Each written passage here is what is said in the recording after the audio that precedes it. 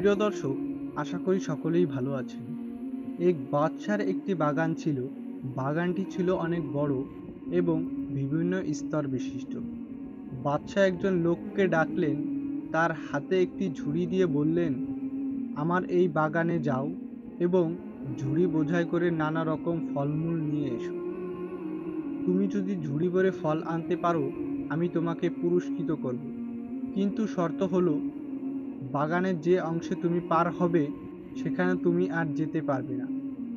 লোকটি মনে করল, এটা তো কোনো কঠিন কাজ নয়। সে এক দরজা দিয়ে বাগানে প্রবেশ করল।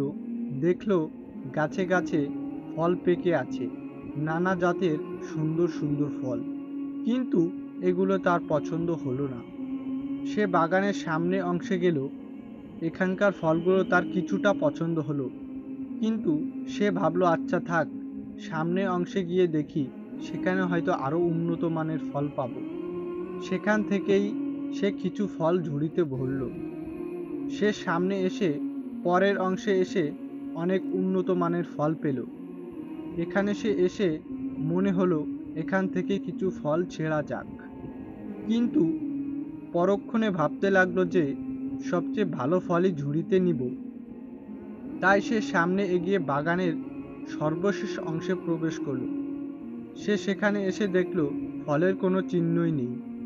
অতএব সে আফসোস করতে লাগলো আর বলতে লাগলো, হাই, আমি যদি বাগানে ঢুকেই ফল সংগ্রহ করতাম, তাহলে আমার ঝুড়ি এখন খালি থাকতো না। আমি এখন বাচ্চাকে কি করে মুখ দেখাবো?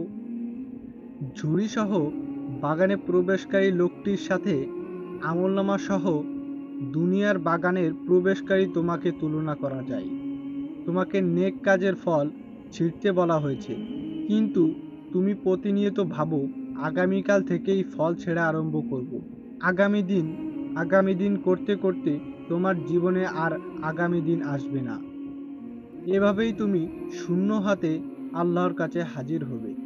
এজন্য মুফতি তারকি উসমানী রাদিয়াল্লাহু তাআলা আনহু বলেন, জীবনের সময়গুলো অতিবাহিত হচ্ছে, জীবন কেটে যাচ্ছে জানা নেই, বয়স বাকি কত।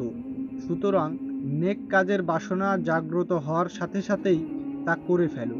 কে জানে কিছুক্ষণ পরে তোমার মনের এই আগ্রহ থাকবে কিনা, এটাও জানা নেই একটু পর বেঁচে থাকবা কিনা।